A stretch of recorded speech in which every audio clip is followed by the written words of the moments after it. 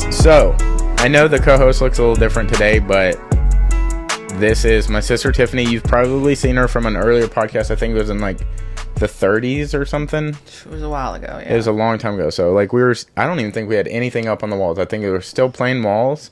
The couch was over here. It was a little bit different of a setup, but she's in the chair today, and if this moves forward and we do a podcast where it's just me and her, we already have a name picked out. It's going to be Raised and Confused. Perfect. We got some things, some similarities growing up and some differences, and it would be like a cool thing to like talk about. But speaking of things like that, what I love so much about you is how you're so open, and in your openness, you're allowed to be vague enough that people could connect to it, right? Yeah, yes. So I reached out to another sibling of mine, and I was like, that was a little closer to the issues I deal with because they shared the same parent. Right. I mean, we share a different parent, so yeah. they share the other parent with me. Yeah. And I wanted to talk to her about like things that she would be a little more in queue on because of the person being so connected, right? She can't do that. She feels like she can't talk about it publicly. And I'm like, I get what you're saying, but you can be very vague, and it doesn't have to, like, when I have conversations with you, even in our like intimate settings where it's just me and you and nobody else can hear us, I feel like you talk vague enough that you can correct little things like names. Like, you could just leave a name out, that you could use that information that somebody listening could benefit from, that can relate and be like basically what I was telling her is, if you just speak from your point of view and your side, maybe you can give somebody that's experiencing what you're experiencing a path. Maybe they don't know. Yeah. Like, maybe I don't know the next step, or if I can even get out of this. And maybe you've been there. You just saying a simple word, a paragraph of like things you feel might make them feel like there's a door they can get to open. So I use a lot of analogies. Yeah. And I use that just like you said because it's a blanket. We all can come together on that same analogy, and we all have a different perspective of what that analogy might mean to us. But we're talkers. We like to communicate, sometimes over communicate, and there are people that don't like to do that at all. And so when you bring up those subject matters, they don't like to talk about it because it either hurts them too much. It's crazy. Yeah, and to me, talking about it, while it's painful, it's like the file. It's getting all the rough side off. It's there. We can talk about it. You know, it's not a big deal. I'm still going to have a little bit of pain. There's going to be a feeling behind it, but I'm not feeling as bad about it the further we discuss it. Yeah. So she might just be having trouble with it. And I didn't mean any disrespect to her. And I know, like, maybe how I initially opened that up with maybe seemed like I was coming at her a little bit. And I'm not. I just feel like I wish that for her. And I get it. Everybody's different. Everybody communicates different. We're both aware. Yeah. You know, like, I love all my sisters. I have 3 of them. But I wish I could have that conversation with her publicly. Because when we have the conversation, like, when it's just me and her, like we do with you, like, it just feels like so much progress can be made for both of us individually and together. Yeah. It feels like we're both figuring things out on the fly, like, internally, because we're able to bounce it off someone. But then also, you're like, this other person is experiencing what I'm experiencing, maybe slightly different or maybe drastically different, but now I better understand them. Yeah. Well, what I've realized, too, the older I've gotten, is that some things we take in a different direction. So like, while you and I might relate on an item, and that really is a heated subject for both of us, maybe I put it on a pedestal where you don't. You put it on the back burner and we're going to talk about it later, or vice versa. Yeah. It's relative to our perspective and our environment. She might be going through a whole bunch of stuff, and so while it does help to express and talk about it at the times that you're talking about it, or maybe the momentum of what you're wanting to, it's not at that heightened state for her. Yeah. There's no, for her to bring it back up is going to make it more painful than it would be anything else. And you're right, absolutely. Everybody talks and communicates in a different way, and it's what they pick up. What's the perspective? And I hate to keep using that word, but or the takeaways from the situation. Yeah. Yeah, and like, I'm able to, like, shoot from the hip a little bit easier than most people because I have nobody that is going to bear the consequence of what I say other than me. So I don't have a husband. I don't have a wife. I don't have kids. I don't have anyone. Callie's the only one, which is my cat, that is going to ride or die based off of my income or whatever I've done to ruin my life. But someone can adopt her. Yeah. Like, someone always wants a cat. Guess what? I wanted a cat. I got her from you. You know what I'm saying? Like, and so I'm able to be a little freer with what I talk about. But I also feel like my back's against the wall in certain areas. It's like, I feel like if I don't talk, then it's like, I don't know how much further into this wall I can go. Like, I need to voice it. Yeah, that's a personality trait. So think about your other sister. And just how different our dynamics are. So she's a shoot from the hip. She's gonna say what she wants to say. Yeah. She is married. She has kids. It don't matter. Yeah. No one gives a fuck there. Okay. And no disrespect. In some ways, I really wish that I could have that in me as well. That I could be more direct and that I could approach people and people respect me with that same, ability. But it's not the same. She's able to communicate. She's able to express that, but she also doesn't give two shits how you feel about it. It is all about the dynamic of her growing and what she's found of value and what's not been of value. Yeah. Like, again, I like to share. I like to overshare. So when I'm feeling a certain way, nobody has a guess. If I could wear a shirt and just tell you, I'll just rub it. It'd be like a mood change shirt. Like, I got you with purple today. But I've got to let you know how I'm feeling so that there is no guess, there's no takeaway. Because when I feel a certain way, I immediately have a spark. And I'm like, oh shit, I can see or sense this. And I hope that either you're picking up on the same thing and we're moving in the right direction. But if I feel uneasy about it, that's because I don't feel like we're going in the same direction. So I've got to stop you. And I've got to let you know that either you need to pull me in your direction or we can come together or push me away, whatever you need to do.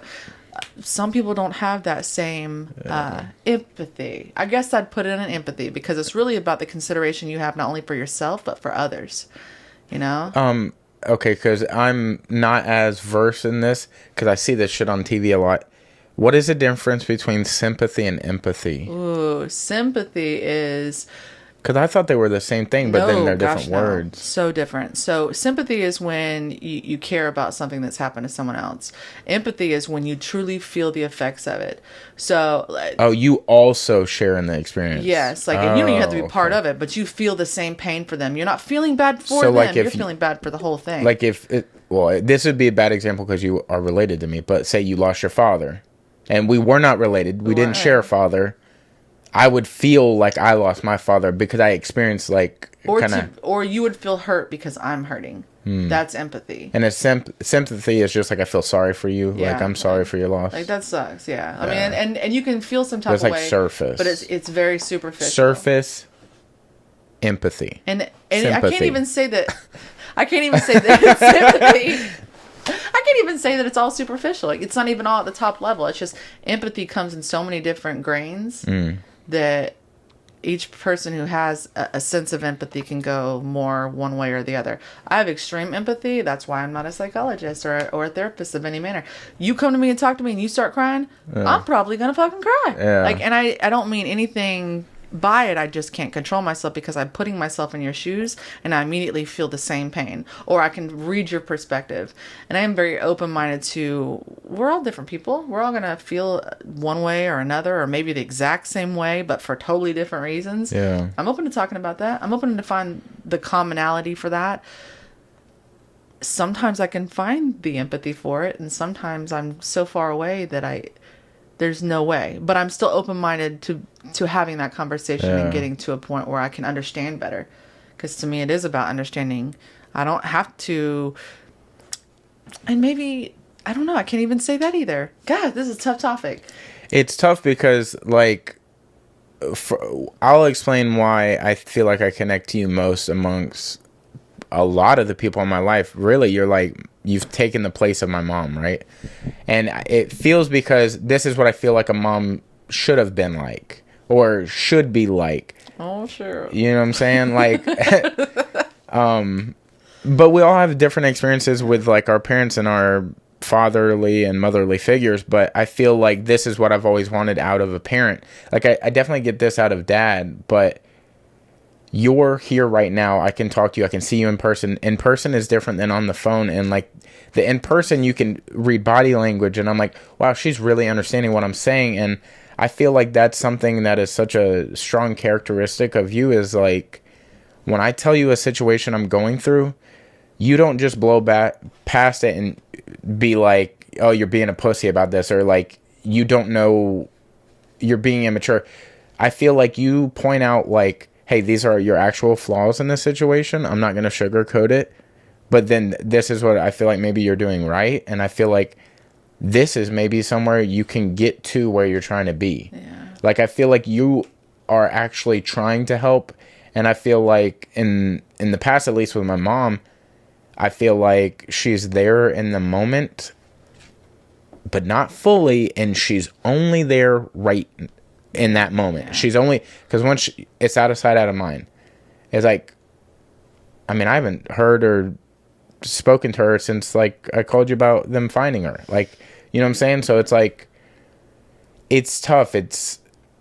That's why I feel like I connect to you, because I feel like you also want the best for me and I also want the best for you. And it's like, you're trying to help the other person get to the best they can be. Yeah, but we all have a different takeaway from it, right? Yeah. And I thoroughly enjoy our relationship and what we have.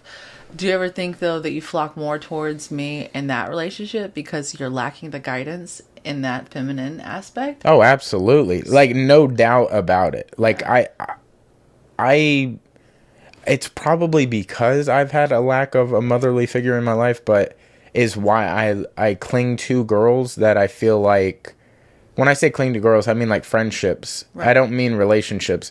I cling to girls that I feel like have their shit together mentally. They're not just like silly gooses. Yeah, but you have you have that side. And maybe that side is more than most sides. Yeah, yeah. But I hide it pretty well, I guess. Yeah. But when you tap into the seriousness, it's like, wow, I don't know, you feel like a vocal book. You feel like an audiobook. Okay, that was the dumbest shit I said so far. To books, or what is it, Bards and Nobles? Yeah. Books a Million. Yeah. But it feels like you're able to like voice true feeling clearly. Ooh. You know what I'm saying? Yeah, but not everybody gets that. So that's why I value our relationship, because when I come and I talk to you, I feel like even if you don't understand what the hell I'm saying, yeah. we can circle back around. We can find what the meat and potatoes of the subject was and where I was trying to get, and you can give me that side of perspective. There are other people in my life that I say things and I probably overwhelm them, or I confuse them, or I come from one direction and they immediately get intimidated or taken back by it. One thing that I do, and I'm aware I do it, and those closest to me are very much aware I do it, and they don't hold it against me, but those that are not being attentive wouldn't have a fucking clue. I commonly say, everybody does this, or nobody does that. And those that are around me immediately know that when I say everybody, I'm actually talking about 3 motherfuckers, okay? And their name's on a sheet of paper somewhere. Like, nobody does this. I'm probably talking about the one motherfucker I'm talking to, or the people in the room listening to me. I mean, you could read into that a little bit better. I can remember when my husband and I first started dating, saying that, and he's like, no, well, not everybody's doing that. I'm like, no fucking shit. No shit. Do you know who that everybody is? He's like, yeah, that's my everybody. Yeah. And you, as my person, knew that everybody. So it's code. It's code, yeah, absolutely. I'm trying to talk to you publicly, dude. Yeah, but not everybody can interpret you the same way. My best friend, I absolutely adore him. And so I'm similar. I flock to men. I had something happen in my late teenage years that I just don't have a really good, strong relationship with females in general. Men tend to be that, and plus it's less emotional. We're not all about, oh my god, she's mad at me today or whatever. Don't have to deal with that shit. Now they might think that from me when they're like, this bitch is crazy. What the fuck is she saying? And I just am sharing everything. And with most men, when you say things or you come across and you have that conversation, we're not holding you to glue. We're not bounding you to anything. We are literally having a conversation, free thought, free flow. We're just having it. But I have gotten told so many times, you're a bit abrasive, you're a bit overwhelming, and I think they take that in such a different light. When I say things, I'm never coming at a place from harm.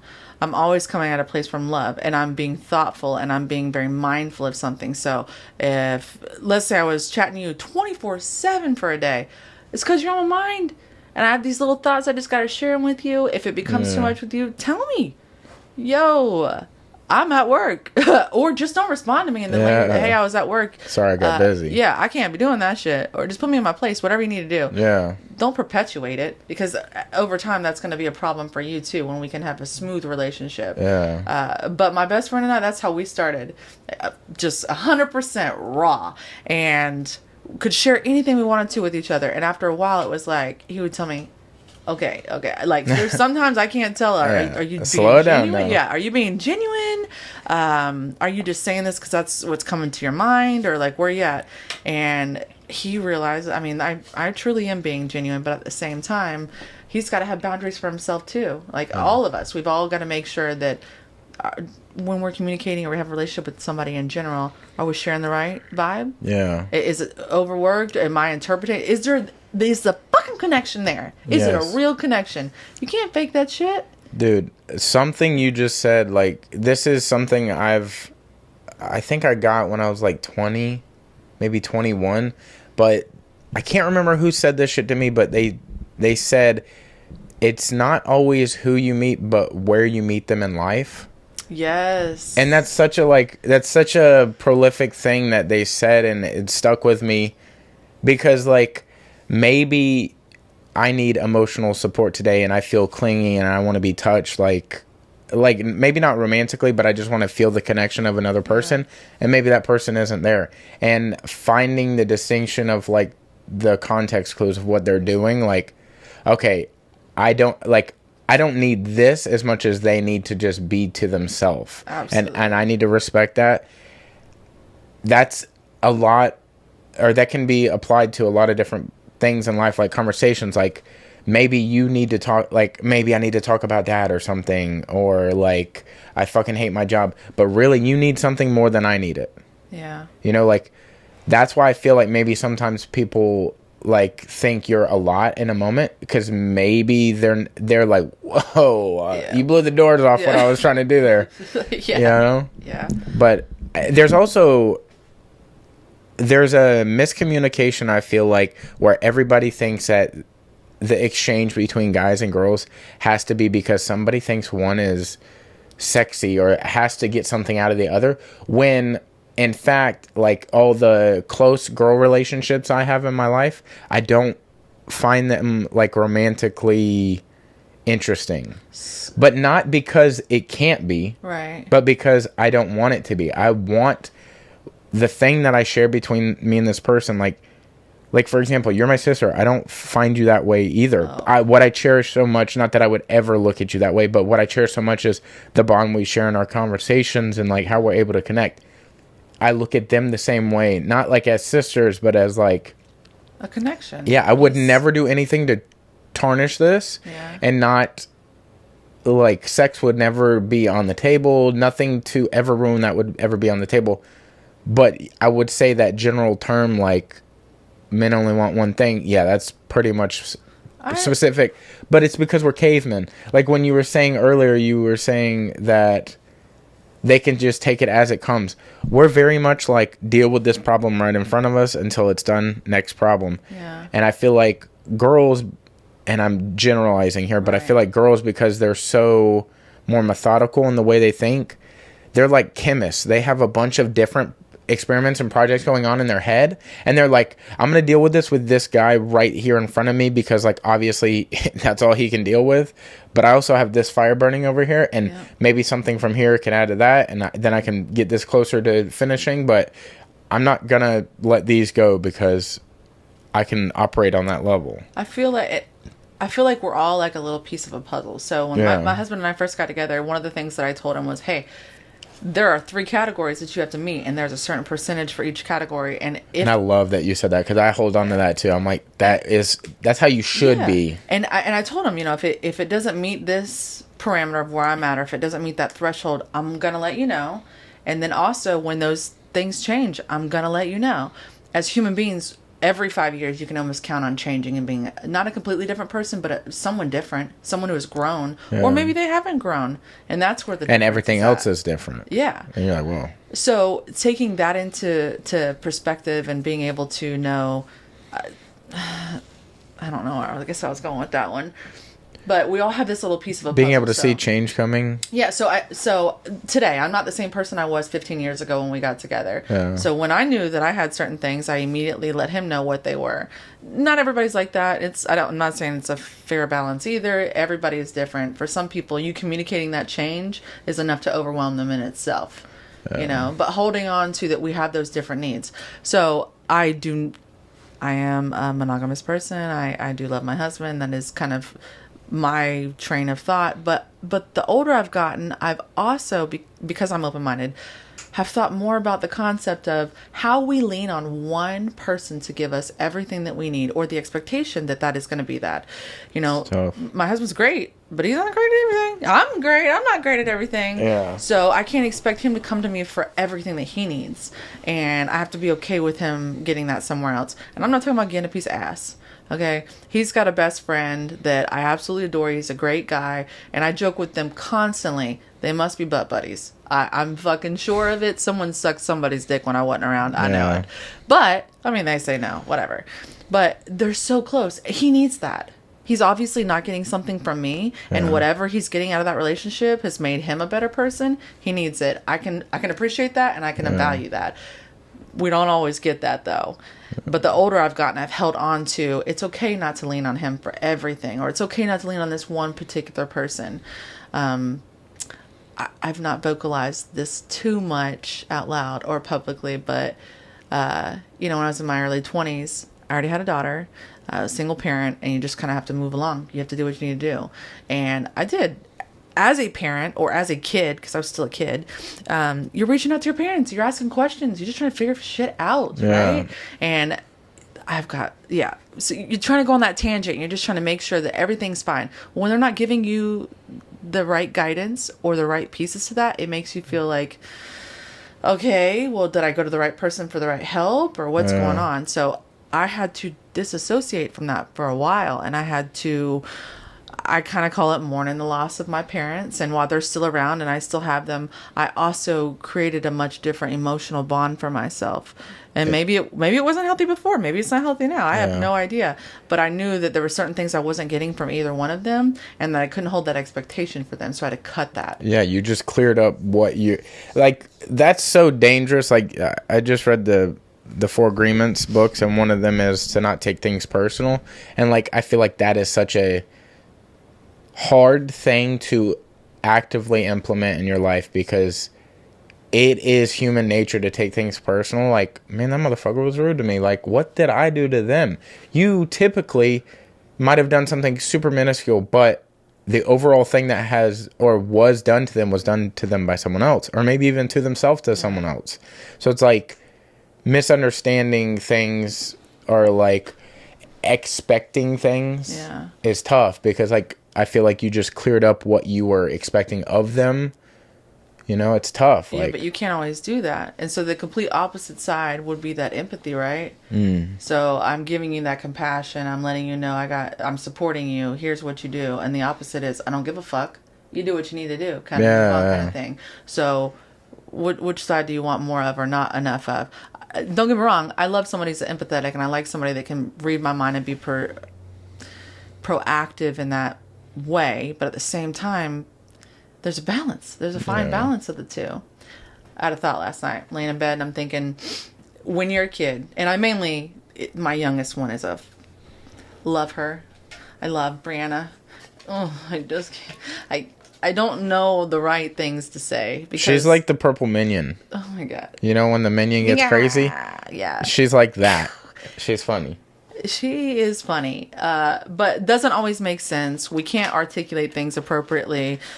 She's not on the spectrum. We've had her tested. I don't know what the fuck is wrong with her, but I have to remind myself constantly, it's okay. She's growing. It's the first time that she's been 9 years old. It's the first time. And then I also have Dude, nobody thinks of that. No, but you know how many times I remind myself, this is the first time that I've been 35, 34, whatever the whole hell, whatever. This is the first time this person has been at this point in their life, When I was going through shit as a teenager, I look back at my parents, and I don't know why, but I don't fault my parents for shit, and it was rough. Yeah. Instead, I think about, oh my God, me being in that? Dude, that was the first time you were a parent. That was the first time you had experienced the hardships of the financial struggles of moving, of getting a new job. That was your first time with some of these things. Yeah. And so having that understanding and acceptance, but then that puts in a lot of empathy. So I try to do it with that fair balance of not having, well, I have the empathy, but also just the perspective. That's all I needed. I just was okay with knowing that, hell, you didn't know any better. I don't know any better. But you learned from it, right? Yeah. We hope you learned from it. And if you didn't, that's where my struggle comes from. It's tough because I'm super empathetic as well now that I've learned what that means. Like, I'll see people, and I know this is, like, off topic, but everybody can relate to this.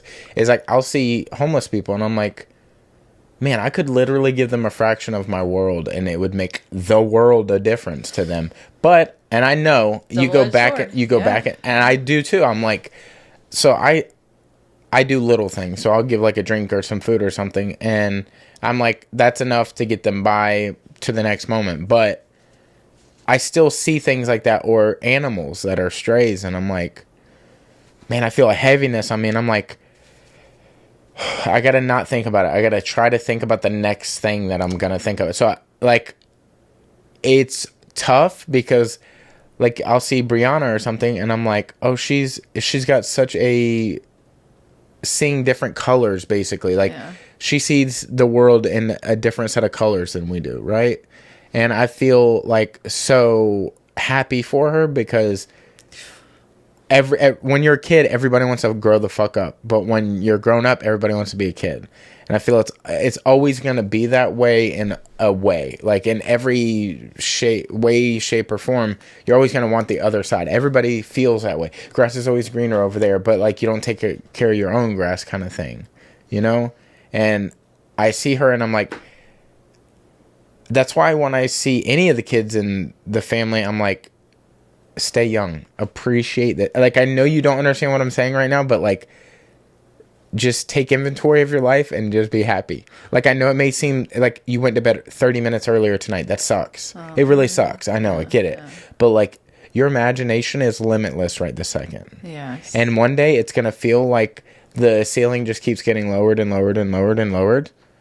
So you and I have talked about that color analogy thing a little bit. Yeah. So last night I'm laying in bed and I'm going through all these different thoughts. And what really hit me was the thought of, you're young. And you've got this very narrow mindset and what we consider to be right or wrong or good fair or bad. and unfair. Yeah, fair and unfair. And so it's very small and it's really boxed in. But the older we get, we see a couple of different areas that kind of branch out a little bit further. Yeah. But I remember being a kid, and I mean, you heard this shit all the time. The world does not revolve around you. Yeah. Actually, your world absolutely fucking does. All you deal with That's is just me. Yeah. All the time. All the fucking time. And I have to put into perspective other things. So how can you say the world doesn't revolve around me? The world might not, but my world does. Yeah. And so I have to make sure that I'm balancing the right perspective in that. Yeah. And I think that you really don't gain that mindset, though, until you're in your late... hell, if you're lucky in your teenage years, but I'd say in your 20s, because at that point you really do realize, well, shit, Becky didn't make it after high school, whether she passed away or hell, she's living in another state. She's actually in prison right now. But she was popping in high school. Right, popping. But we all had that different mindset of what we thought was okay and not okay. Plus, we don't see behind the scenes. You know? My kids are constantly, she stays up later than me. I have to go to bed early. Yeah, she don't like that shit. And then one of them has to get up earlier. That's the one going to bed early. Yeah. The hell? You know? You know, like, I don't know if this is how you were when you were a child, but did you ever feel like when you left something, like, and it was out of your eyesight? Yeah, that it paused, or like that they don't exist other than when it's in your, like, this sounds like we're self-conceited and we're not. But what I'm getting at is, like, when you got older, I heard of the concept of, like, everything is a simulation. And I was like, whoa, like, I don't know these fucking non-playable characters that are walking around, like, and they're so goofy, you're like, there's no way somebody could have made that person up. Like, the way they walk, or the way they don't take care of themselves, or, like, or they're 7 foot and they're fucking filthy rich. And I'm like, these just don't seem like realistic people when like if this isn't simulation, why is this the life I've chose? Yeah, this is such a Like, code that I've had in my head, because you do that. You see things all around you. I'm constantly looking for. You ever heard that thing that every seventh person has a connection to you? You ever heard that? No, but I've heard like the Kevin Bacon thing, where it's like the laws of Kevin Bacon. Is that how you say that? Shoot, I'm gonna have to look Or the that up. degrees of Kevin Bacon. It's like, think of anybody in the world, and within 7 people you can get to Kevin Bacon. Okay, interesting. It might just be that theory that you're talking about, but like, But it is. So if you think while you're talking, I'm gonna Google what the fuck I'm trying to say. well, it's probably the same thing. So you have 7 people in your life, okay? And you can pick any 7 people you want. There might not be any connection to those 7 individuals, but within those 7 individuals, you will find other connections. Whether that is they know somebody within your family, That is what you're saying. The 6 degrees of separation. It's basically the 6 degrees of Kevin Bacon. Okay, so to me, and that kind of goes back into line with what our tattoos. Yes. So to me, I feel like everything is interrelated. While it is not, it is certainly interrelated. So think about it. When I was a kid, we lived on 222 Henry Street, okay? And it was wild over there. West Side Pensacola, the hood, very different atmosphere. Now, I have a terrible memory. You're talking about you, Amber, and your mom and my dad? Nope. Our dad they had separated, and my mom was with Dev. Okay. So at this point, they're not married. They had just been dating each other for a few years. And my mom kind of floated around that same neighborhood. We had another street or another house on Mandalay, and then we ended up moving into Henry Street. But during this time, as a child, I experienced some pretty traumatic things. I was locked in that laundry room for about 18 hours. Just some shit. Yeah. And so it always comes back to that. So I met my husband when I was in my early 20s. And during that time, I can remember, like, we dated for about 6 or 7 months before I met his mom's side of the family. And it was a family event. And they've got money. You know, we ain't never had anything like that before. Big ass house. We knew we were going to a nice little function. And before we get there, he's telling me about his relatives. And one of them he mentions, he's like, my uncle, he's a talker. So just so you know, like, you got to be patient with him. And when we go to leave, he's probably going to follow us out the driveway. He's going to talk. He's going to have the window down. You can roll it up. He's still going to be talking through the window. And I'm like, damn it, fuck, that sounds like my uncle. And I'm like, he's not really my uncle. You know, he's in the family, yada, yada. Well, sure as shit, this guy is my uncle that I call my uncle. He's not really my uncle, but it's his biological uncle. And we have never met ever. But there's still that connection there. I feel like everybody's like that, though. At some point, like you mentioned before, we meet people at certain times. We have a connection with people at certain times. You might meet somebody for the second time and not remember the first time, but the first time was probably more of something you should have retained than the second time. Mm-hmm. You know? Mattis, my oldest, her dad. When I first met him, the very first time I met him was in a bar. He was a complete asshole. And I remember telling all my friends, there's no way in hell. And he'll be lucky enough if he has any woman out of this bar going home with them. That's fucking disgusting. He was a jackass, everything. Well, about 2 months later, I'm in Walmart and I see him. And I feel like I know him, but I can't quite figure out how I know him. Yeah. He's as nice as could be. Asked me out on a date. We ended up talking. And it wasn't until a few months in that he did something. He did like a movement with his tattoo that gave me a flashback of the very first night I met him. Oh, wow. And I realized, whoa, like we don't realize certain cues. Why would I have remembered him? Fuck him. I didn't want anything to do with that. Yeah. So the second interaction, it didn't tie in, you know? But we go through experiences like that in life all the time where we meet somebody and it's really truly about being present in the moment and hearing what they have to say and whether it is meant to connect with us or not. Because like I said, I truly feel like everything we go through in life has some kind of meaning or connection to the whole, the value. I'm either retaining some advice someone gave me that maybe isn't even for today, it's for later and I'm going to hold it. Or maybe someone did something that I've held on to that I don't like, or maybe I want to do more of, or I want to change. Or my biggest thing with myself right now is I'm not direct enough. I'm a jokester. So when things become uncomfortable or sensitive, I'm going to throw in a slight joke. And it can be a serious joke, but it was a joke. Stab, stab. It was dull. You know, you got that. But I have to find some way to have that soft side. So some people don't respect me because I'm not direct, you know? Sometimes people aren't getting my opinion or my perspective because I'm not being direct. Or some people take me in a completely different way. I have a friend who I adore, but I cannot be 100% direct with them because it's uncomfortable. Yeah, you take in consideration their feelings and you don't want to hurt them. Absolutely. Like, I know how they feel about me, and I'm not at that level. I'm nowhere near. I'm glad you idolize me to that perspective or feel some way about me. But I'm not there. Like, you're great, you know, over there. Yeah. So, yeah. So it's hard. It's really hard. Life is fucking hard. It is difficult. You mentioned like not recognizing your first husband, the first interaction. Yeah. So I'm working the other day and I come across this guy and he like sees me from a distance and he smiles at me and he starts to do the guy nod like, what's up, dude? Yeah. But from a distance. And I start looking away before he finishes the nod. So he does the Non-committed. and I've already turned by this and I'm like, I'm in a bad mood because I'm doing work stuff, right? And not that I'm always mad at work, but like in this situation I am. And I'm like, hold on. Like it threw me through a loop. I was like, what the fuck? And I'm thinking, I'm like, I've seen this guy once before in the same store. And I'm like, that dude looked familiar. And then this happened. And I put both of those together and I'm like, okay, I think I know this guy and clearly he thinks he knows me.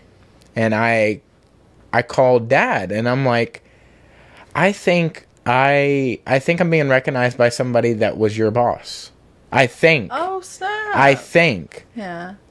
I think. And I say that to him. I'm like, I think, dude. I don't know. I think. He goes, what does he look like? And I describe him to him and he's like, that does not sound like anybody that I've worked under. He's like, go take a picture of him. I was like, I am absolutely not going to do that. How am I going to sneak a picture of him?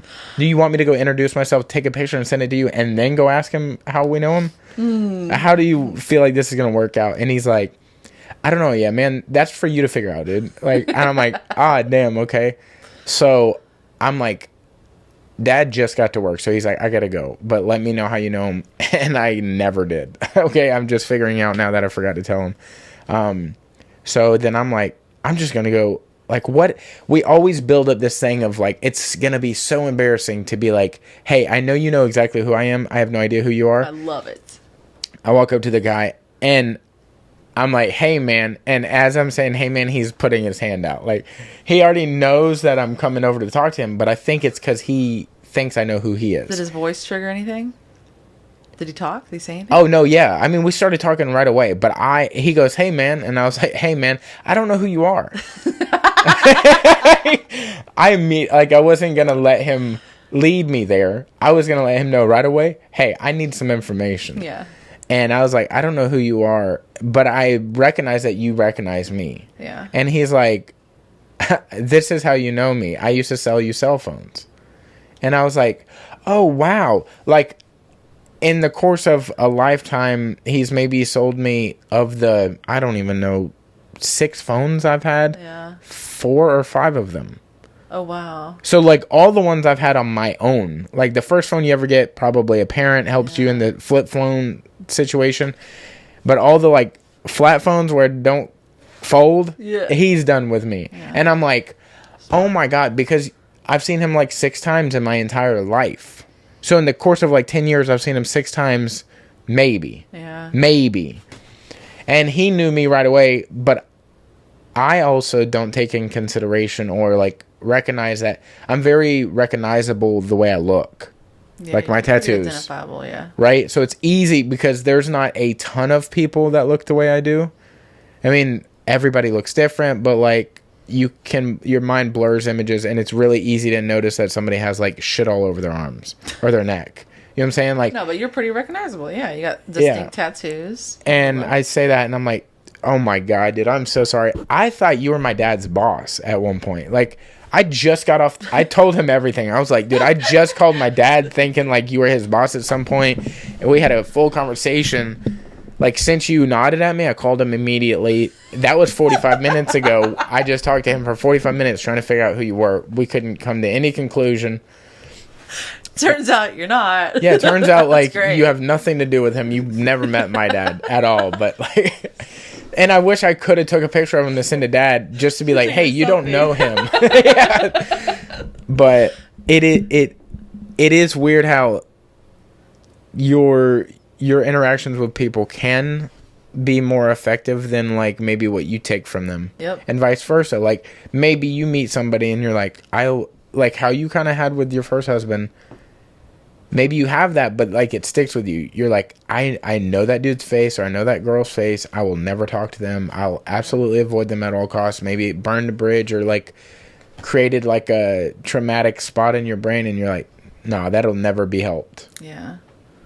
You know what I wish? Because there's some people that, like, I know you can feel it. Like, you sense it. You get around them and you feel a certain way. And it doesn't matter what's said, what's done. You have that feeling. It's just a feeling. I almost wish that you could just have that without conversation. You know, as a human being, we're so intellectual. So sometimes we say we're not articulating correctly. Or maybe we all have a different perspective of that feeling. So the way I'm articulating it anyways is nowhere near where you would have articulated it, but yet we feel the same way about it. Yeah. And there are times when I come into a room when I'm with people and I instantly, like, I feel so good. I feel joyous. I'm grateful to be there. It's an energy. It's a vibe. Yeah. But then there's some people I feel that same way. The minute they talk, I'm like, fuck, what'd I do? Like, I don't want to be here anymore. I wish we can go back to that feeling we had before because it was a comfortable feeling. And then you said some weird shit and I don't know what the fuck. Like, did you mean it? Was it a joke? What's up? Dude, I used to always want this thing or desire this thing, and I feel like one day the world will be there, but, like, people to have things floating above their head. Oh, no. Or to have an aura. And I mean, like, when you see them, you know that you will have an easier time connecting with them, or they fit your puzzle piece a little better. So, like, it doesn't have to be a relationship thing. It could be, like, a communication thing. Like, yo, maybe it gives you important stats about this person, like they're mental moody. Health, yeah. It's like the levels that you need to check in on. But then I also feel like that takes away from the exploration and the excitement of meeting a new person and not knowing about it. Fuck that all completely together. When I was a kid, I thought at one point in time, I just want to know how they feel. I just want to know what they think. No, you don't. No, you don't. And sometimes it's good to hear those lies, you know? When someone tells you one thing and you know damn well they're thinking something else or feeling a different way. That's okay. It does something different for both of us, too. Yeah. And that's all right. And I appreciate and value that because if I already knew what you thought and then you said something different, that's going to hurt even more. Yeah. I don't want to have any more of those feelings. I don't want to be distraught in a sense that I didn't like the way I interpreted what you're feeling. So then where's it at? What... Is it me or is it you? Yeah. Like, am I overthinking things or are you just not thinking about things clearly enough? You mentioned the aura thing. I am a firm believer that you might not be able to see it, but you can feel it. Yeah, no. Someone who has energy for sure. Yes, as soon as they walk into a room, it could power, kindness, compassionate, like being compassionate. Some of those things you automatically feel from a person or sense from them, and that just it consumes you, it overwhelms you, and that is what I want. The aura that they have, bringing it into my circle, I'm gonna feel the good stuff too, you know, be part of that. But also at the same time, when you see a dirtbag, doesn't matter who the fuck they are, you don't want to be part of it. How to steer clear and away from that. My best friend, I was talking to him yesterday or earlier this week, and my biggest trouble has been, how do you separate yourself from people that you know aren't good for you? Like, you want them in your life, but how do you truly do that? And I'm not one of those people... How do you just connect enough? Yeah, like, well... Like the timing, like... All of it, yes, all of it. I want you to know that I care about you, but I can only give you, like, 1% of my year. Yeah, or maybe we're not connecting right now, but I still want you part of my life, or something, you know? Be close, but not too close. Yeah. There's a girl that I... am friends with. We used to work pretty closely together and now we don't. And we still try to make it a point to see each other maybe once every couple of weeks, once a month. And this sounds super fucking petty of me, so whatever. But I I've noticed though that the older I get, like I'm okay with expending that energy to have a friend and to have that connection, but I'm not. There's a big difference between getting affection from somebody and having a connection. I don't need the fucking affection. If I have the connection, I'll feel that affection. I don't need just affection. I want a true connection. I want that chemistry. I want all of it to flow naturally. I don't want it to feel like it's one-sided. And in all relationships, at some point, you're going to feel like something's being tugged one way or the other. That's fine. I'm not talking about that. I'm talking about it is a constant one pull or the other, or it's a constant pull. There is not a constant pull in a connection. It's relaxed. It's natural. It's a state. It's where you are. Well, this girl, for whatever reason, I just can't seem to bond with. I'm at the park the other day playing with the kids because that's my go-to. If I want to stress relieve, we're going to act like a big kid and we're going to do some dumb shit. So we all went to the park, me and my nieces, nephews, and kids, and we played hide and go seek. And who's there? This girl with her kid who's like fucking 6 years old. And the kids I'm playing with are in between the age of, I don't know, 6 all the way up to 15, 16 years old. Yeah. And she saw me hiding. And instead of being like, oh, cool, she's playing. She's having a good time with her kids. She sees me. No, she didn't. Yes, she say did. what you're about to say. And she said, look, she's right there. And then they called me out the whole time. She's right here. Tiff's right here. And this was an adult. An adult! A fucking adult! And so the adult in me went, bitch, what? Like, we ain't, You can get these hands over here in this corner. We ain't friends no more. I'm checking you off my box. Wow, that's fucked up. That's breaking a lot of codes. But though. I instantly went there. We ain't friends no more. Like, you need to fucking back the fuck up. Yeah, that was an aggressive pull. Yeah. But that's petty. That's super petty. But my point with the relationship, though, was we didn't have the connection I thought. Because my close people, instantly, we lock eyes. As soon as you see the person who's counting, she's over there. She ain't here. She over there. Man. Like, you gotta look out for me. No, you called me out, which means you want to see my drama. You want to see all the negative and the pitfalls. I'm not doing that kind of shit. That's not the energy I like. It's not what I wanted at all.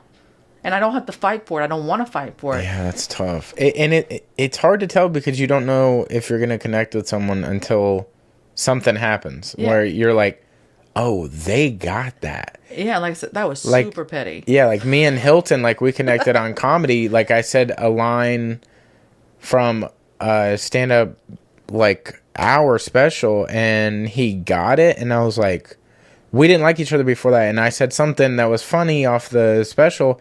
He understood exactly what I said, and I was like, oh, what? Right. Hold on. And then from there, it just, like, tumbled, and we just got closer. So I wonder if sometimes in these connections, whether it's, like, it's kind of like the opposite. Like, maybe they said something, and it tumbled the wrong way.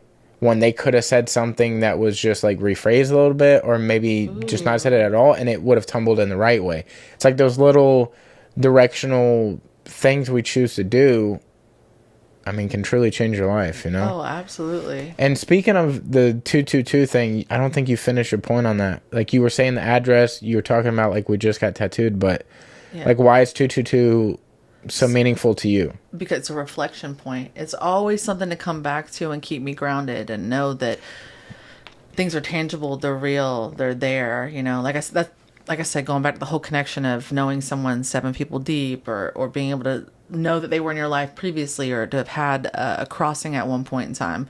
Everything is meaningful, and it's just a reminder that I'm real. And while the world doesn't revolve around me, I have my own world. You have your own world. They've got their own world, and it's okay. Just keep going in my own direction and stay stable on that path. But it's fucking hard. Are you kidding me? Super hard. On a daily, I'm reminding myself, bitch, like, come down. Yeah, I contacted you one day. I was like at my wit's end. I think it was like a Sunday, and I was like, I gotta see you soon. And the following Saturday, I had left work, went to an open mat, and I didn't want to go home because it was just like a dark place for me at that time. And I was like, I need to just let me be around you today. Yeah. And you're like, you can come by. I'm just doing like household chores. And I was like, that's fine. I just want to be in the presence of somebody I feel like cares about me. Yeah. And then we had probably, to me, the most important conversation I've ever had between us. Like, I hold that, like, I don't know, it just felt like what I needed in the moment, and it was right on time. And you explained the whole 222 thing, like, and you explained the meaning to it. That's why I wanted to have you on and like talk about that a little bit. But I was like, man, that just felt right. And then the following morning, I'm at work in a place that I've been hundreds of times, doing something I've done hundreds of times. And on my walk back one way, I noticed on this little like cement like wall thing 222, like, and the next thing next to it was grow, 222 grow. And I was like, wow, that was like, just that piled on top of that made me feel like that like solidified what our conversation was about. It made it more intense, it multiplied it, and I don't know, it just means the world to me now. And that's why I felt like we got matching tattoos of 222. I have mine on my wrist. She has hers on her ribs. But I just felt like I needed that reminder. You want to hear something wild about that number? So right after we did that, I posted a picture of the tattoo, and some people have made some comments, and then I got some personal messages. They're like, shit, that's weird. But my best friend, so him and I, we decided we'll get up occasionally and just kind of catch up. And we went down to the Milton, the boardwalk, and just kind of sat by the water and was chilling out. And he's like, I hadn't posted yet, but I've been talking about it. And he said, you've talked more about the 222 lately. And so I'm curious where that number come from, or when that number was mentioned. Did you mention it previously in your life? Did you just, because I've only heard you talk about it recently. I'm just trying to get some backstory. And I was like, what does it even matter? And he's like, I'm going to dissect some things for you. His brother's favorite number is 2. Okay. And he likes his brother, doesn't idolize him, but he also likes the number 2, but he's not going to be just like him. So he picks the number 22. So together their number is 222. Okay. I met his brother by pure freak accident because I'm a weirdo. We were at Walmart. I had some people stalking me. I was 16. He was outside smoking a cigarette. I asked him to just pretend to be my friend so that the people would quit stalking me. And then this gentleman became my best friend. Oh, wow. He went everywhere with us. He stayed at our house for a little while. Like, it was a crazy, crazy time. One of my best friends at that point in time in my life. Fast forward, his brother is now my best friend, right? And we've been best friends 7, 8 years now, pretty damn close. And we never talked about the number thing, okay? And so he starts telling me all this, and he said, honestly, I feel like you told my brother at one point in time that this had to have been your favorite number because he picked pieces of it, and then I picked pieces of it. And now as a whole, collectively, we fall directly underneath you, and both of us, you know, have a relationship with you, and we feel connected to you, and it's kind of strange how that fits in there. You swear to God you've never said anything. I'm like, yeah, no, but I mean, what would it matter anyways? We all gravitate to something different. But the fact that that's connected and interconnected within me. Okay, and my mom calls me out of nowhere. And she's like, hey, is your favorite number 222 because my favorite number is 222? And I'm like, no, I never once even, like, I can't pick a favorite. You're like, people, let me have my own thing. Yeah, and it's not even like it's my favorite fucking number. It's something that brings value and meaning to me. So I explained to her what it all means, and she said, well, I'll be honest with you. I first just thought you tattooed the address from our childhood on there. And I'm like, no, hell no, I wouldn't do that. She's like, well, let me tell you something. 222 has always been my number. I was like, why? She started sharing all these different things that she went through when she was younger, and then how everything just kind of fell in place. And so she moved into 222 Henry Street, and it just happened. Like, everything just happened. And so she knew with the address and the way that the things fell, she's like, this is it. Like, this is all a homeostasis point. Yeah. And then she's like, it ended up fizzling out, and she no longer sees that number. It had been like a good 8-9 year gap. But she had some negativity in her life during that time. And so it just never populated, never came up. And now all of a sudden she's seeing it again. And she said, then she saw it on me, and it just like fucking shook her. Like, all of a sudden, like, whoa, it's full circle. It's back here again. It's so interconnected. The weirdest things bring people together. It is. You know? It is weird. And it's also like you attach meaning to things you want it to be. Yeah. Like the number you saw on the thing when you went to work. Yeah. It was there the whole fucking time. Yeah. You just noticed it because of our conversation. Exactly.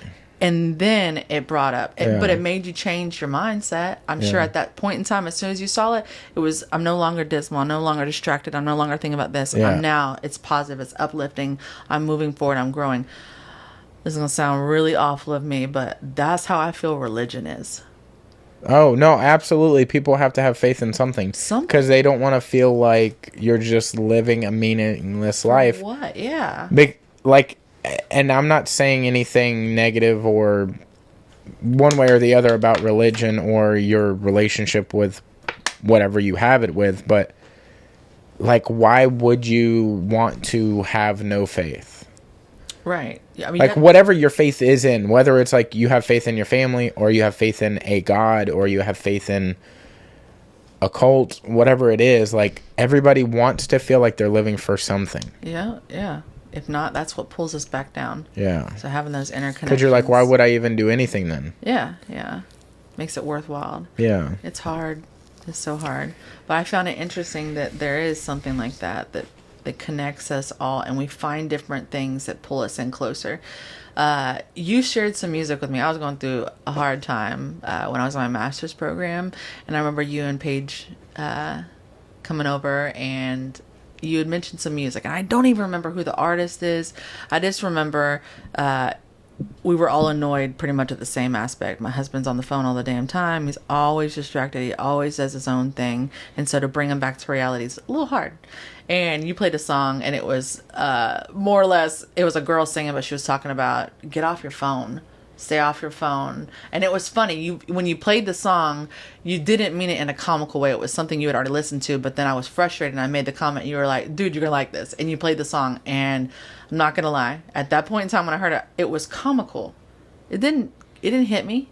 It was what it was. Yeah. It was a great moment. Years later, I'm listening to some music, and that song comes up in the playlist. What the fuck is that song? I'm going to have to find it. But it is something about don't pick up the phone, don't touch the phone, don't something. And at that point in time when I heard it, everything that you were intending at that point with the song and even being humorous about it, it hit so deep. It hit so deep because sometimes music is my outlet. Yeah. Just like you said, you've been listening to Mike Set a lot. I remember I shared some music with you too. It didn't hit the same. Yeah. Because it wasn't the vibe. It wasn't where you are. It's not the connection. And now you're really enjoying his new music and where he's at because it's hitting where you're at.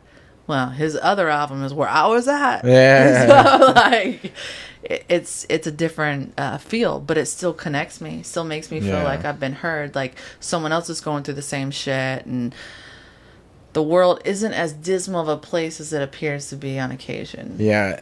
I recently heard this thing, and it definitely feels like it rings true. Like the highs and lows of the life, right? Everybody is like a wave. Like everybody's going to go high and they're going to go low and crash. But at some point, everybody is going to pass each other on the way up, right? Yeah. Or like however the fucking whatever, right? But it was a comic I was watching, and they were saying that your heartbeat goes up and down, like it pulses like this. Yeah. And that is what makes the journey of life so special and like so important and like worth living and all that, because Profound. you need to be careful when it's high, but you also need to be hopeful when it's low. Yeah. But you need to be scared if it's just sitting in the middle, because you will die. Like if things just level out and become like nothing's happening, you're also gonna like it's gonna feel worthless as well, because nothing is changing. You live for these moments that go like this. Like it makes everything more important and more. Yeah. Well, you have a baseline, and there's something to compare both of those to. So you got to be careful with keeping it stagnant, because then you don't. What is the good? What is the bad? It's all there. Yeah. I might have mentioned this recently. I have bouts of depression, and so I'll hit at a low point, and then I'll come back up. Sometimes I'm at a much lower point than others, and those that are really close to me, I get into a little pity party. Like, fuck this, fuck my life. Like, I have done so much to stay on a steady path and to get to the things that I wanted in life, that it was a constant trajectory. I was going there, I was making it. Well, I've made it. I did what I wanted to do, and it's at a plateau. But it doesn't feel like it's at a plateau. It actually feels like it's dropping down because I'm realizing that I've worked so hard for some of these things that I wanted that I let go of other things that would have been just as meaningful to me in my life. Yeah. So money is important, obviously, right? You got to be able to pay for your bills, got to be able to live in general. But I find that the relationships I have around me, there's a lot fewer of them. And close ones with a real connection, even fucking smaller. Yeah. Like on my hands. One of my children is one of them. Okay. Yeah. And that's sad that like, that's where I'm at. And so what do I really want in life? I want to have better connections. I want to have true connections. I don't want this meaningless banter back and forth. I want a true connection that maybe none of that conversation meant anything, but the time did, or there was a feeling, there was something with it. I've got other friends that that's all we fucking do is small talk. I'll shoot the shit with you small talk, but I guess when I'm not inviting you over to my house, we're not having a party together. Shit, Yeah. goddamn, I know we can't even hold a 30-minute conversation past the banter because it would be uncomfortable. It'd be so uncomfortable. Or, God forbid, you got to know who the hell I was and you're like, damn, not for me. Yeah. You know? So I hold on and I live for those little opportunities. I don't know. It's so... Again, life is just, it's fickle, it's frail, it's scary, and being able to ever hold on. changing. And I hold on to that as positivity. Because you're right, absolutely. I'm going to have a high point. I don't know if that's my highest. Yeah. I really don't. So am I still climbing or am I fixing to drop back down? I don't know. Also, you don't know if the worst thing that's ever happened to you has already happened or not. Yeah, I'm going to assume it has. And I'm going to hold on to that. That is the hopeful part, right? Uh-huh. I keep that optimism. Like, I remember as a kid, like, the importance to me, like, some of the number ones was staying up late so I could watch wrestling. Oh, yeah. You know, Mad like... TV. Like, or being able to watch Saturday morning cartoons. Yeah. Or Saturday night things with you guys. Like, I remember watching Mad TV or SNL. Like, we'd all be in the living room of our trailer in the fold-out bed, and we'd be watching, like, whatever it was on UPN. And it's like, I remember those things and dreading, like the peak of the week I would feel like would be waking up on Friday because I know tonight I can stay up later. Yeah. And it's Friday night SmackDown. Yeah. Okay. And then Saturday morning cartoons. The peak would be Friday night to Saturday morning. Yeah. Because then Saturday night I could also stay up and probably, I don't know, like everybody in the family would be getting drunk. So we'd be going to McDonald's or pizza or Whataburger or whatever. And then the dread was that Sunday's coming. And Sunday means everything's going to start slowing back down because a week is about to start. That means I'm going back to bed early on Sunday. Mm-hmm. So it's like my priorities change. I still feel those dread things of like, well, I'm off tonight. Yeah. And I'm off the next 2 days. But then that means that second day, right before work, I got to go to bed early. So I still have the similar like disdain for like time as I did as a child. I still watch wrestling. Yeah. I'm not as loyal to it as I was back then, but I also understand it differently. I'm like, oh, it's a story. I'm not watching real people fight to the death. Yeah.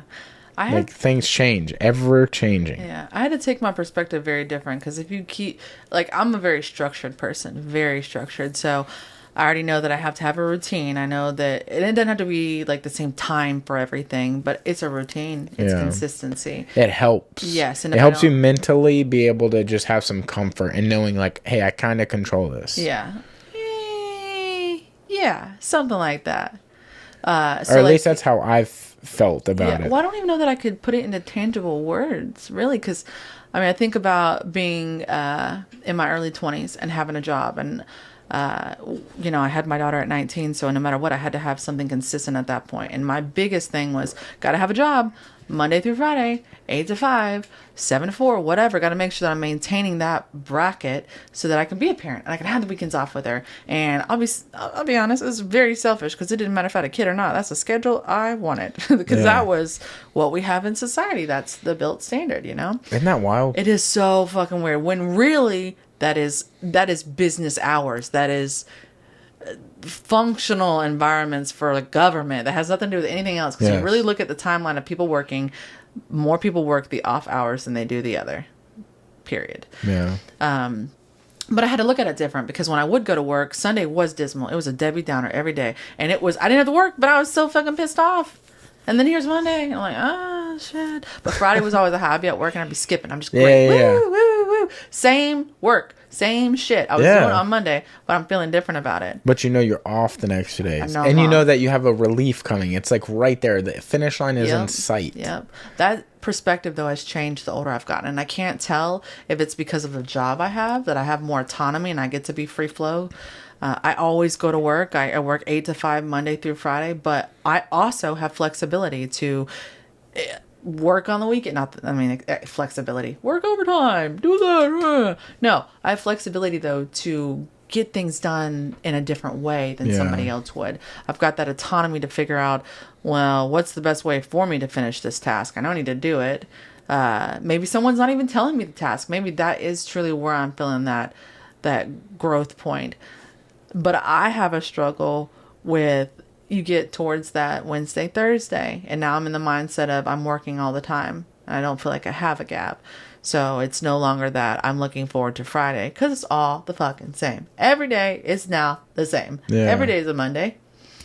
Dude, that's that Nine Inch Nails song. Every day is exactly the same. Ugh. I listen to that shit all the fucking time. It's like, I don't want to sing it because I have a dog shit voice, but like,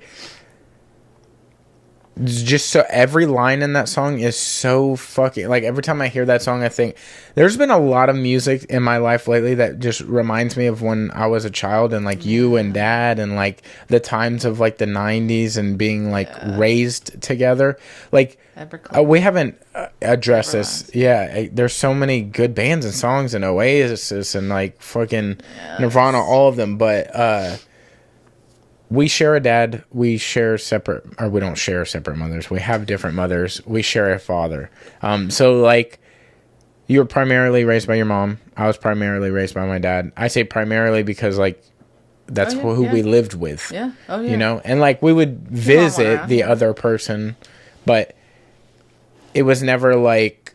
So that's why we can speak on certain things and be connected, but it also have very vastly different upbringings. Mm-hmm. So like, I don't know why, but I've been listening to a lot of like Alice in Chains and like Nine Inch Nails, like that, or like Candlebox, Nirvana, like definitely 90s alternative, all 90s alternative. Yeah, I mean a ton of stuff that just feels that vibe, and that when I hear those songs, no matter what the song is about, like it makes me feel better. Like So Far Away by Stained, like.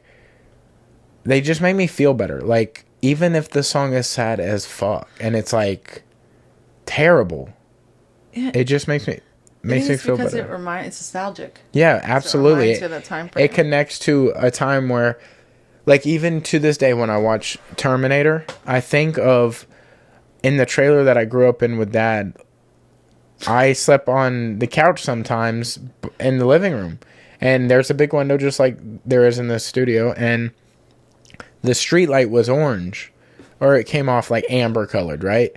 So I'm laying there after watching it for the first time, deathly scared, because in the movie there's multiple scenes where he'll come out of the shadows, or he'll be in the shadow of a window, and you're like, oh shit, he's about to punch through the door and come through and kill everyone. Yep. Or he'll be like, I'll be back. And that motherfucker is coming back. You can promise yourself that. Like, I would be laying there on the couch and I'm like, oh, he absolutely knows where we live. Yeah. We just watched his movie. Same streetlight got me, but for Halloween and the horror movies, because and it's like he was hiding right there. He's just standing there. Like the world doesn't revolve around us, but that world, that's where you find yourself like, I'm not conceited, but it's like, absolutely that dude's gonna kill us. Yeah, right. Or sitting ducks. This tin foil wall ain't holding through nobody. The Terminator just drove through a police department. You think he ain't just gonna pop through this little double wide or single wide? Things were easy and simple back then, though. Yeah. So I think that tangible idea and thought, like I do think back a lot about Dad's upbringing and how he was, and I really don't know how he was when I wasn't there. I know that our dad's an alcoholic. He's always been an alcoholic. Yeah. So in times when he's not drinking, he's very stern. You always knew when he wasn't drinking. He had this particular tone about him. I lived very different there than I did at my mom's house. And neither one was wealthier than the other, really. I feel like my mom at one point might have made more money than my dad, and mainly just because she had that additional partner that also compensated, whereas dad didn't have a partner that compensated, but nothing at all. Okay. So No comment. no comment, yeah. But to have that balance of things was very different. So at my dad's house, when it came time for dinner time, I am constantly reminded when I sit down to eat with my family of the times that I'd eat and there'd be hair in my food, or the times that homemade mashed potatoes would get made and I would make a comment about how they weren't like my mom's and my mom's were fake. Because she's fucking poor, dude. And she can't afford anything else. So we had fake mashed potatoes. So fake mashed potatoes as an adult is super nostalgic. Nobody in my house likes them but me. But I like them because it reminds me of all that stuff. You connect to something about it. Yeah. At Dad's house, you couldn't talk at dinner time. You ate your food. I very rarely... I mean, that's how they were raised, though. Yeah. Like, I remember being at grandma's. Yeah. You couldn't even drink anything not until your dinner. first plate. Yeah. Yeah. At my mom's house, it was different. At my mom's house, at dinner time, that was when you talked about your day. That's when we all connected. That's when we shared things with one another. Yeah. You drank. You ate or you didn't eat. And you didn't get a snack. Like, shit just happened like that. But Dad also was an alcoholic. So then, not only did we have those very serious... stern moments, we also had a lot of the goofy, silly, being an alcoholic, running around, also sharing very deep conversations with a young child as an alcoholic. And some of those things really did kind of sink into me, and I appreciate and value those. I mean, I think it helped you become as mature as you are faster. Yeah, but faster. And you had to grow and you realize these things faster. I don't know that there's really a value into that. I mean, I think there absolutely is, because, like, growing up, even as far back as I can remember, I envisioned all my sisters in certain roles. Me too, and none of them are in any of the roles that I envisioned. None of my siblings. Well, I'm saying, like, as soon as I met y'all, and I mean that with my memory, like, looking back, like, my memory, I'm like, well, I only can date you guys back to this time because, like, I don't remember anything before that. So, like, as far as back as I can remember, y'all have been around because you have, because you're older than me. But I have always imagined, or I'll say envisioned, and see you guys this way, and it still hasn't changed to this day from the moment of back then. Like, you've always been the most mature. Like, you've always held yourself a little differently. Like, I feel like if all four of us were in a room and some shit went down, everybody's gonna do this. Yeah. What are we doing? Like, they're gonna look right to you, because I feel like you're gonna have the most logical plan. Like, I'm gonna look at somebody else. That's what I'm gonna do. Like, well, if you look at me, then I'm gonna know that you want silliness to happen, because I'm gonna be like, let's shift around in here. Let's get silly. Yeah, joke's on y'all, because I ain't got it. Truthfully, I feel like if me and you murdered somebody, okay, hypothetically, we would come up with a funny plan. Like, we would be able to figure it out to where it's like, and then nobody would know from our story whether or not it was real or fake. Yeah, and that's what's important, because I can't have anybody thinking I murdered somebody. Yeah, no, absolutely. But I don't know. I just feel like you could bury some bodies. You know what I'm saying? In a discreet way, because I can't lie to save my fucking life. It's like, it's a metaphor or a hypothetical. Like, I feel like you know how to keep moving forward. Yeah. Basically. I don't feel like I have the same vision of my siblings that I had once upon a time. I mean, y'all are very different individuals when we were kids. Yeah, what did you think of me back then versus now?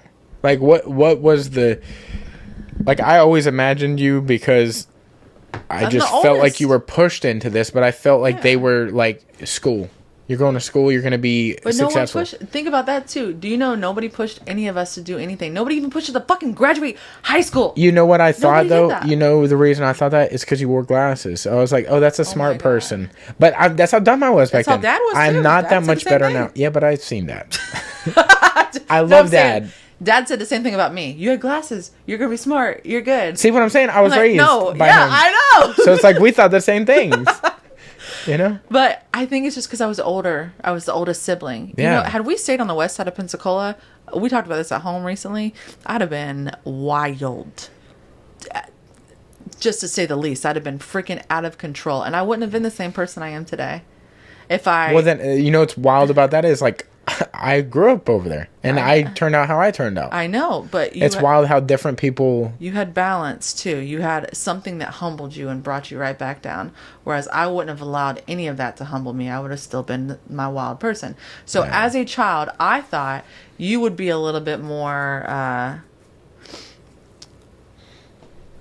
don't really know the right way to say this. Your typical guy that we would have known in the 90s. A man whore. You did like skating, you know, the skateboarding thing. And so I thought definitely like a little bit of a punk. The tattoo thing never even crossed my fucking mind. Not mine either. None of it. Like I just thought he's going to have a kid at 16. Definitely going to have 5 before he hits 23. Dude, everybody. I'm going to be an aunt. I'm fucking excited. And then Amber ended up pregnant at 16 or 15. Yeah, explain this whole cycle thing, because like there was like a general consensus that it was going to be like a cycle of babies in a certain order or whatever. Yep, it was going to be you first. Yep. Never happened. I was going to be the last. Me and Heather were going to be on the last of that totem pole. Which is a cousin.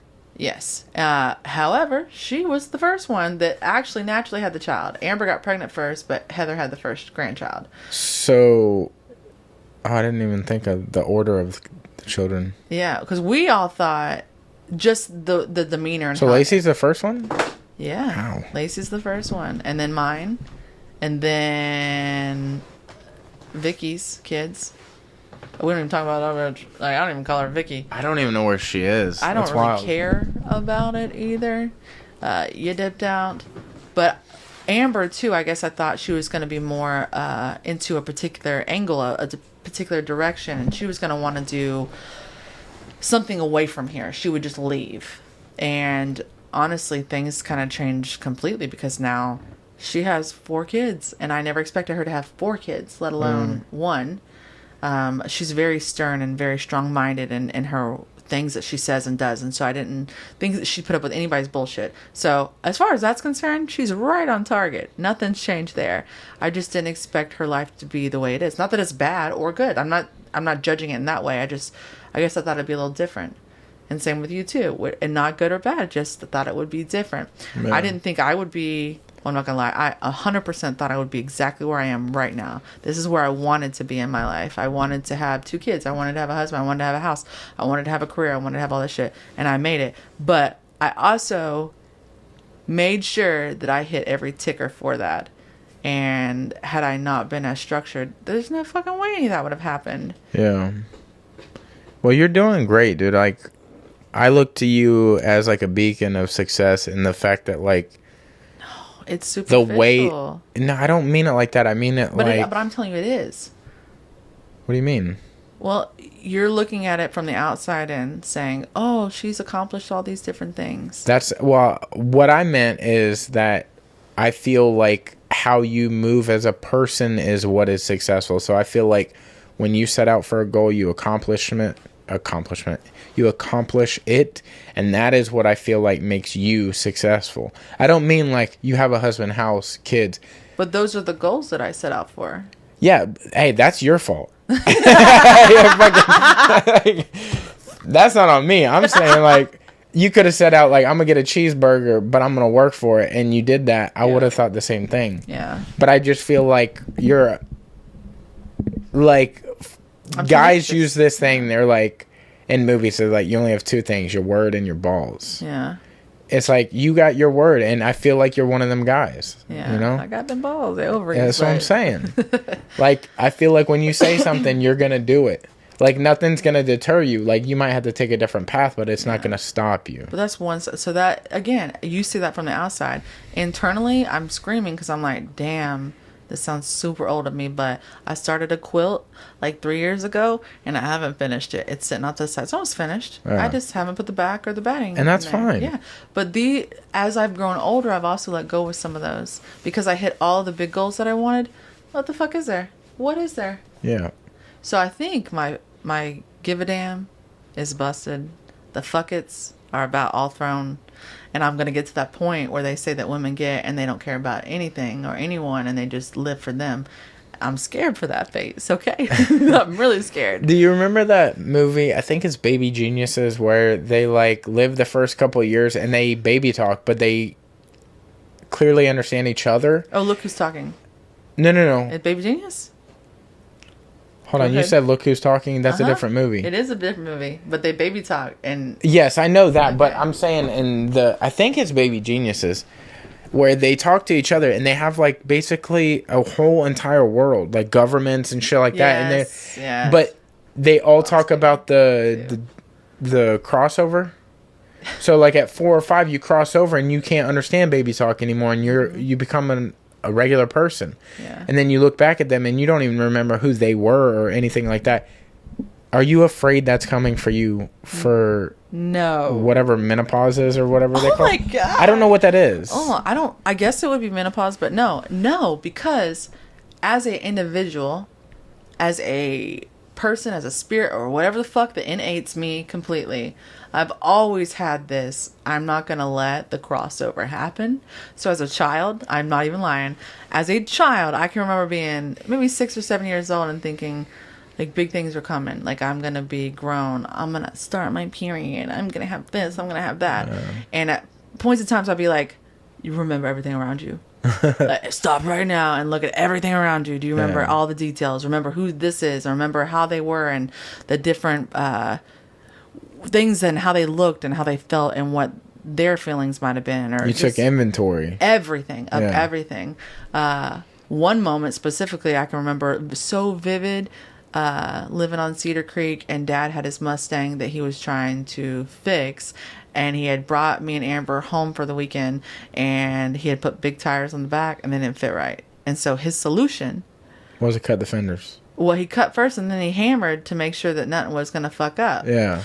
And so I remember him, and I don't even remember him cutting. I just remember that he thought he had got it. We went on a ride, and the whole ride, all you could hear was like going down. It's like shit. So we get back home, he jacks it up, and then he starts hammering the fender around it just to make sure that it's going good. And I remember at that point in time sitting there thinking, one, the noise was a loud noise. It was fucking annoying as shit. It was hot as hell outside. Dad was sweaty as all get out. He had worked all week long. I don't think he worked that morning, but I remember it being a Saturday, and he was outside working on the car. And we had the bug in the back that he was also fixing up for the Baja for us to go play with. And I remember thinking, God, I'm not living like this. I'm not going to sweat. Yeah. I'm not going to be working on my car. I'm not going to be doing this. I'm not going to be doing that. And so in my head, I mean, that made some differences. That changed my perspective. But I didn't have a crossover because I was still a kid. And a piece of me, I still hold on to that. I'm very immature. I'm very childish. I love my job because they embrace every bit of that. But they'll all tell you the same thing. I can be super serious and I can give you the facts and do whatever, but I'm also very immature. There's very little PC here. Yeah. And if it's there, it's because she's very mindful. She's aware of her surroundings completely and utterly. I think it's like... This term is different nowadays, but I feel like you're very fluid with your personality. Yeah. Okay, yeah. You're able to get into touch with whatever you need to in the moment. Yeah. So I feel like that is such a plus to you. Oh, yeah. So I feel like you don't let go of your childhood or like the child in you. But that's why I don't have those strong connections. If you think about it. I mean, look, self-reflection's a motherfucker, and maybe that's something you've reflected on. Like, hey. A lot, yeah. But I also feel like it makes those connections that you do have that much more important than like... But for who? For the people. Maybe. Me and you, like, we're connected. I believe you're one of my connections. Absolutely, 100%. But not with everybody that I'm communicating with or having a conversation or on a sidebar. I'm going to have that connection with it all. And just like you said earlier, that guy recognized you and you didn't even recognize him. But the same thing. They're probably going to feel a different thing from me than what I'll ever feel from them or know. I was in Publix the other day. I'm getting my lunch, okay? I'm trying to completely sidebar out. I don't give a fuck about anything but my food. I'm hangry right now, okay? Yeah. It was Sushi Wednesday, and I needed that cheap-ass sushi. So I walk in there, and I get it. I'm ringing out, and as I'm ringing out, I've got my shirt on, UWF shirt. And I see a girl at the end, and she's like, oh, man. And she starts to just complain about her scenario. And instead of just being like, okay, well, make a complaint, I didn't. I stopped what I was doing. I listened to her, and I was like, girl, you need to do something about that. This is the advice I would give you. And if nothing else, just stop by. And I told her where to go. And so, I shit you not, 6 months later, I'm at work. And I'm coming to my office. I've dyed my hair, so I look a little bit different. And as I'm walking into my office, I don't know who the hell this person is, but she looks at me and she's like, "Oh, hey, hey, hey!" I'm like, "Hey, how's it going?" And she's like, "I just want to let you know I'm finally here." I'm like, "That's great. I'm proud of you." Like, just motivation. You got this, boo. Yeah. And she's like, "Remember you saw me up in Publix?" And I was like, "Oh shit." She's like, "Yeah, yeah, yeah. I just want you to know, I took everything you said to heart. I shared it with my mom. We've been sitting on it, and that's why I'm here." I'm like, "Okay, that's great. I'm so happy for you." I would never have remembered her. Nothing, and nothing against her. I went into work mode. I went into a different place. But to her, it meant the world. When she got done with her appointment, she came into my office and reminded me, "Yeah, I really appreciate you. And it was nice. And had you not said anything, I never would have followed up. I never would have done anything else. And so, thank you." Yeah. But I believe that, again, this goes back to the world doesn't revolve around me, but I feel like I'm here for a reason. Yeah, absolutely. And I don't feel like it's for me. I feel like it's for everybody else. Yeah. And so I try to be more of a giver than a taker. And when I feel like something's beating me down, I'm not going to beat it down too. I'm going to let it beat me for a little bit. And then if I need to beat back, I will. Yeah. But sometimes I know that people need to have that aggression and get it out. Our sister's a really good one.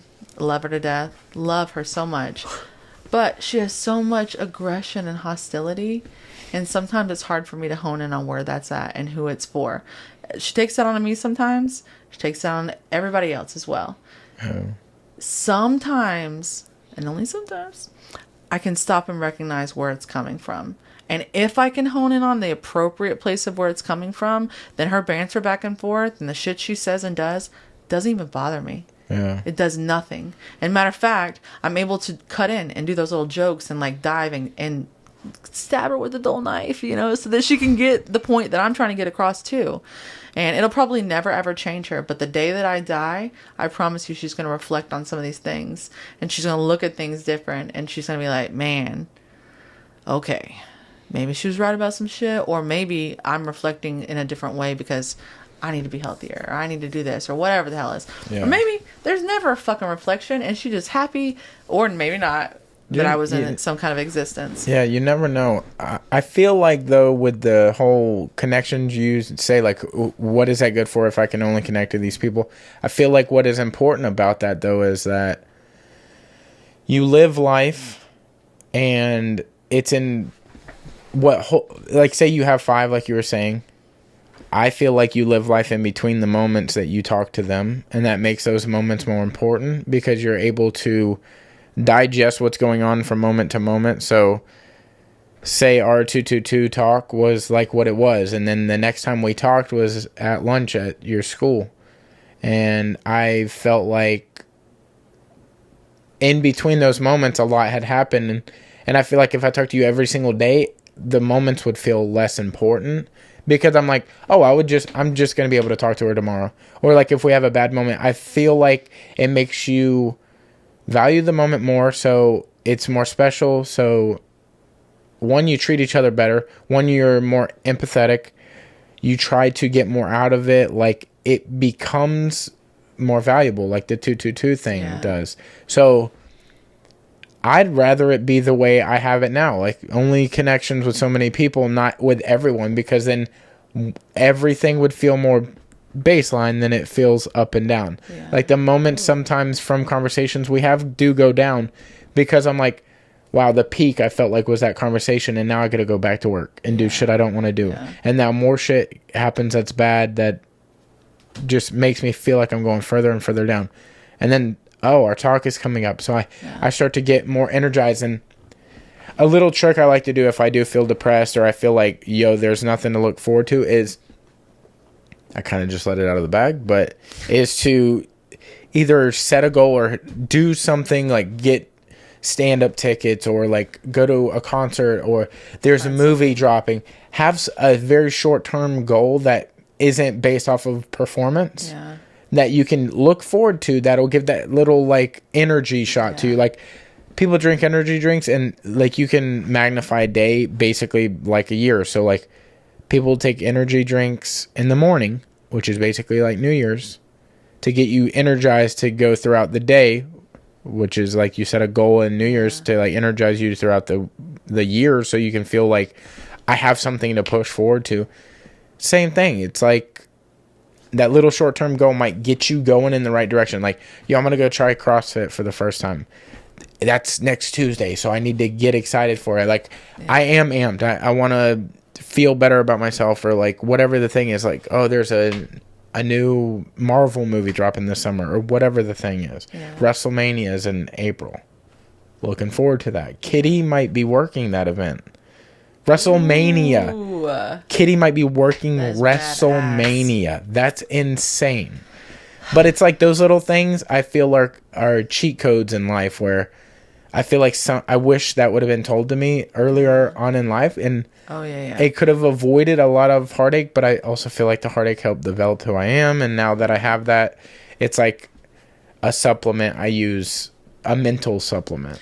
I think the connection is more so what I'm looking for now, and that's why I'm honed in on it so much, because I realize that I don't have it like I want it, and like I would assume that my husband would be like the closest person to me. Yeah, sees you the most. Right. You are the kids. Right, and it's not. Like, we are close with one another, but he is the one person in this world that probably accepts me. Well, if not, he's lying to me. But 100%, I truly feel 100% comfortable around him. It wouldn't matter if I was booty bucket naked, if I farted, if I was bleeding, if I was shitting all over myself. It wouldn't matter. I'd still feel comfortable around him, and I appreciate that. But there's certain things that he makes me feel completely empty on, and there's no way that I'll have that connection. So for me, it's like this. It's a balance. My best friend, we got to have gaps, because he also will drink and he becomes an alcoholic like Dad does. And there's only so much of that I can take. So when things are really good, they're at a really nice stable spot. But when they start to drift off, I know I need to push off. But when I do, it goes back to that. Okay, maybe now I'm giving more of my time to my husband than I was before. Maybe it's aggravating him more. Maybe it's more annoying. Maybe he likes it. I don't know. Maybe it's driving me fucking crazy. I don't have a clue. But there's a change in that dynamic.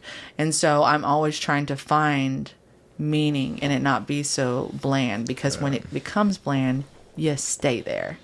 And you just ride that roller coaster. Before you know it, you're just two people in the same damn room, or three people, or one person in a fucking crowd. It's tough. I definitely know that feeling, and getting through that feeling, because there is another side, or there is the other side. It's tough because you don't always feel like that's the part of the human condition, is like you feel like what is going on right now is forever, no matter good or bad. Like, I mean, sometimes you'll find yourself in a good situation and you feel like, oh, this is inevitably going to fall to pieces. Yeah. But when you're in a bad situation, you feel like this is forever and always. Yeah. This is it. This is as good as it was, is as good as it'll ever be. And our perception of bad is so twisted. Yeah, it's so powerful. It is. And our perception of good is like, well, this is fleeting.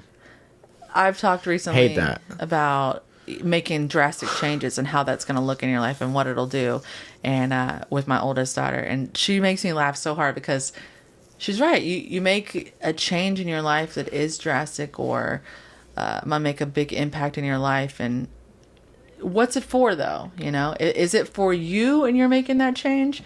It might seem drastic, but in that moment you've got a high, you've got a buzz, you're moving on. You've also impacted other people, and it could be negative or positive. You don't really know how that's going to go, but each one of us are holding on to a different value with that, a different approach. So I asked her recently, I wonder what it would be like if it was just me and her. Like, what happens if what would have been like if I didn't pursue some of the things that I was on track for? And we just looked at each other and we both already knew it'd be so fucking dysfunctional. I'm already dysfunctional, but it'd be way more dysfunctional. Yeah. Might not have a stable paycheck. Well, we're gonna have fun. We're probably gonna party a lot. We'll probably, just like it was when we were kids with Dad, on the weekends every time. That's how my life would be. And thank God it's not like that. I built those things within my life to give me a balance and structure, but we all need something different, and we all change so frequently, so it's gonna need to change as well. And we need to be able to define that and get to a good spot, but never hone in on the bad stuff. But some of those negative things seem way far worse than what they really are. Like me just bringing that question up to her, okay, that's just her at a baseline. But then if my husband hears it, what are you thinking about leaving me? Are you trying to get rid of me? Is it a divorce? He instantly jumps off the deep end, you know? Or I might start thinking about shit like that and instantly jump off the deep end. Fuck, no, that's not what I intended, or that's not what I meant, or yes, I'm 100% thinking about that, or whatever the direction is. It does change people. Yeah. Little things you say change people. It's tough. You need to, like, always be checking in on yourself and how you are. Yep, being mindful. Yeah. Put yourself in check. If no one else is going to do it, you've got to do it. Yeah. Like, I set myself on the bed all the time. Bitch, you need to time out, okay? Yeah, you need to reel it in. Mm-hmm. Shit's getting a little out of hand. I was very mean the other day, and I did that. I went to the room, sat down, like, bitch, you are mad. I don't know who you're mad at. And if it's yourself, you need to fucking chill out. Hey, snap out of it. Yes. I ain't smacking myself, but I'm going to take a bath. Sweat it out. We're going to wrap it up here on this episode, but I do want to thank you for coming on. Obviously, I want to do a podcast with you in the future. I don't know when this will be, but like I want this to be a regular occurrence. Yeah. Like however often it is going to be, but I love talking to you and being able to like test my theories and then also like pick up new ones and like just see where realistically I land on like somebody I respect's board. Because I feel like I hold what you say to a higher standard than most, but that's because I've taken what you've said in the past and like used it successfully in my life. So yeah, I'm not law, but I always value talking to you and getting those different perspectives as well. So I'm here. Thank you. Down. Thank you. Before we get out of here, I want to send a shout out to Panacea Martial Arts in Foley, Alabama. Tony Rayborn is the head coach over there. They actually just booked a seminar. Mason Fowler is coming August 6th for a 2-hour no-gi seminar. It starts at 2 p.m. If you pre-register, it's $100. If you don't, it's $120 on the day.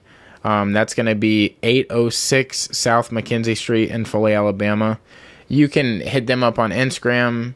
It's at Panacea Martial Arts. Or you can hit up our page and we can give you more information. But that's going to be an amazing seminar. It's going to be, packed out. And he has plenty of mats, so definitely get in there. I would pay pre-hand because it's $20 cheaper. But also just like make sure you have your spot because there's no telling how busy it's going to be. Amazing guy. I think he's beat Craig Jones a few times, and Craig Jones has got second at ADCC. I think Mason just got third at the last ADCC that we were at. Also, while you're there on a Wednesday, Rich Kleminski, which I could be saying that absolutely wrong, but his name is like Polish or some shit. But he's on there every Wednesday. He does the beginner no-gi and then the advanced no-gi class. He owns a lifestyle experiment. I don't know if you've ever tried their brand out, but they have no-gi clothes. So the rash guards and the no-gi shorts, they also are coming out with gis, belts, all sorts of like cool shit with the sport. So they got t-shirts as well. If you want to go on their website, it's alefl.com. Check out their stuff. Drop them a like or a comment on their Instagram as well with Panacea Martial Arts. Also, if you're in Pensacola, Florida, if you're not out in Foley, Alabama, we have Kazushi Club, which is run by Derek Overby. He is a purple belt under Sean Applegate, and he is co-owner of Little Guy Jits with his brother Casey Overby. But they have phenomenal technique.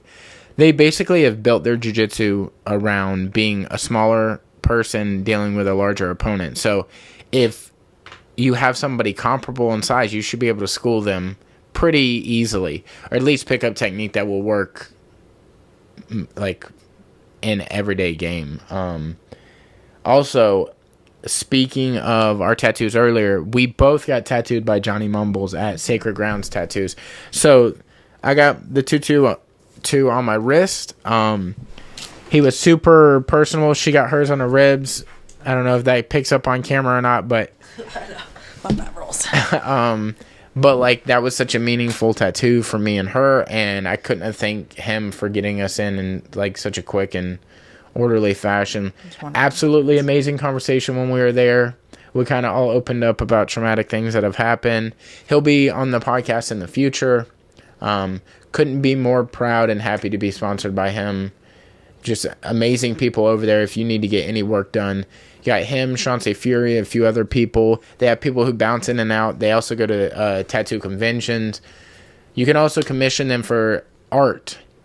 So if maybe you want art in a studio or at home or a restaurant or anything like that, you can get in contact with them and they can set you up with some information or somebody in the studio to get you some stuff done.